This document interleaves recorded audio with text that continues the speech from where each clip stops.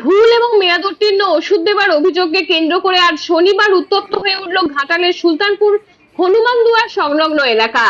এক গ্রামীণ চিকিৎসকের বিরুদ্ধে অভিযোগ, তার দেওয়া ওষুধ খেয়ে গুরুতর অসুস্থ হয়ে পড়ে 7 বছরের এক শিশু।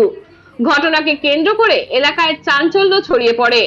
পরে পরিস্থিতি সামাল দিতে ঘটনাস্থলে পৌঁছে পুলিশ অভিযুক্ত চিকিৎসকের চেম্বারে তালা ঝুলিয়ে দেয়। স্থানীয় সূত্রে জানা গিয়েছে, সুলতানপুর এলাকার বাসিন্দা অপর্ণা সানার ছেলে সুরজ সানা হঠাৎ জ্বর ও পেটে ব্যথা শুরু হয়। এরপর ছেলেকে নিয়ে তিনি এলাকার এক গ্রামীণ চিকিৎসক তিলক পাত্রের কাছে যান। অভিযোগ, চিকিৎসক শিশুটিকে কিছু ওষুধ দেন, যার মধ্যে একটি ওষুধের মেয়াদ আগেই ফুরিয়ে গিয়েছিল। পরিবারের দাবি, বাড়িতে এনে সেই ওষুধ খাওয়ানোর কিছুক্ষণের মধ্যে শিশুটির শারীরিক অবস্থার অবনতি হতে থাকে। অসুস্থতা বাড়তে থাকায় পরে অন্য এক চিকিৎসকের কাছে নিয়ে যাওয়া হয় সুরজকে। সেখানে শিশুটিকে স্যালাইন সহ প্রয়োজনীয় চিকিৎসা দেওয়া হয়। বর্তমানে সে কিছুটা সুস্থ রয়েছে বলে পরিবারের তরফে জানানো হয়েছে। শিশুর মা অপর্ণা সানার অভিযোগ, প্রথমে তারা ওষুধের মেয়াদ উত্তীর্ণ হওয়ার বিষয়টি খেয়াল করেননি, কিন্তু ছেলের শারীরিক অবস্থা খারাপ হতে থাকায় ওষুধের পাতাটি পরীক্ষা করতেই বিষয়টি সামনে আসে। এরপর তিনি চিকিৎসকের কাছে গিয়ে প্রতিবাদ জানান এবং টাকা ফেরত চান। রনিত ভট্টাচার্যের রিপোর্ট, সংবাদ পাঠে আমি সৌমিনা দত্ত, স্থানীয় সংবাদ।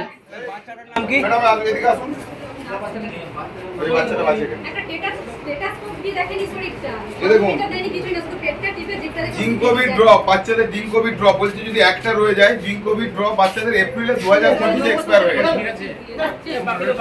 একটা নয়, ঠিক আছে যে টাকাতে পাচ্ছে না, আমার ছেলে কালকে লড়ছিল উনি চড়ছিল জ্বর হয়েছিল, জ্বরের ওষুধ আয়েনি, হজমের ওষুধ সকালবেলা নিয়ে গেছে।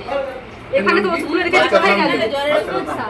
সুরজ স্যার ডাক্তারের কাছে কালকে এসেছিলাম আমার ছেলেকে নিয়ে। ছেলে জ্বর হয়েছিল, পেটের যন্ত্রণা। সকালে ছেলেকে নিয়ে এসেছিলাম ডাক্তারের কাছে, যে ডাক্তারবাবু ওষুধ দিয়েছে, একটা ওষুধের ডেট এক্সপায়ার হয়ে গেছে। তবু দিয়ে দিয়েছে, আমিও দেখিনি, ডাক্তারবাবু দেখেই দিয়েছে হয়তো। তারপরে আমি বাড়িতে নিয়ে গেছি, আমার ছেলেকে যা এখানে ওষুধ খাইছে, খাওয়ানোর পর আমাকে আবার দিয়েছে বাড়িতে খাওয়ানোর জন্য। আবার বাড়িতেও যে খাইছি, তারপরে সুস্থ হয়নি। যত ওষুধ খাচ্ছে তত বেশি অসুস্থ হয়ে যাচ্ছে। তবে কালকের ওষুধ খেয়েও অসুস্থ হয়ে গেছে। আজকে আবার যখন কালকের ওষুধগুলো খাওয়াচ্ছি, তখন আমার ছেলে দেখছি আরোই অসুস্থ হয়ে যাচ্ছে, মানে উঠতেও পারছে না কিছু না। তারপরে আবার যখন একটা ওষুধের প্যাচ কাটবো, মানে সেটা খুলবো, তখন দেখছি ওষুধটার ডেট এক্সপায়ার হয়ে গেছে। আমি আবার দুজনকে দেখিয়েছি আমাদের এখানে, সে বললো এই ওষুধ খাওয়াসনি, ডেট এক্সপায়ার হয়ে গেছে, রেখে দে, ডাক্তারবাবুকে যে দেখাবে বলে রেখে দিয়েছিল। ছেলে তো খুব বাড়াবাড়ি বলে আমি অন্য একটা ডাক্তারের কাছে গেছি, সেখানে স্যালাইন চলেছে, ছেলে রিপোর্টারে হয়েছে, ছেলে খুব বাড়াবাড়ি। তারপরে স্যালাইনেরা চলতে, ছেলে খুব সুস্থ আছে। আসার পথে এই ডাক্তারবাবুর কাছে এসেছিল, এসে বলছি ডাক্তারবাবু তুমি যে কালকে ওষুধ দিয়েছিলে, ওষুধ দিয়ে আমার ছেলে বাড়াবাড়ি, মানে কমছে না তবু বাড়ছে, কী ওষুধ দিয়েছো? তাহলে তুমি ওষুধ রেখে দাও, পয়সা আমাকে ঘুরে দিয়ে দাও। তারপরে বলছি ডাক্তারবাবু এই ওষুধটা দেখো, সিলটা কেটেছি, ওষুধটা খাওয়াইনি, আর হচ্ছে ডেট এক্সপায়ার হয়ে গেছে।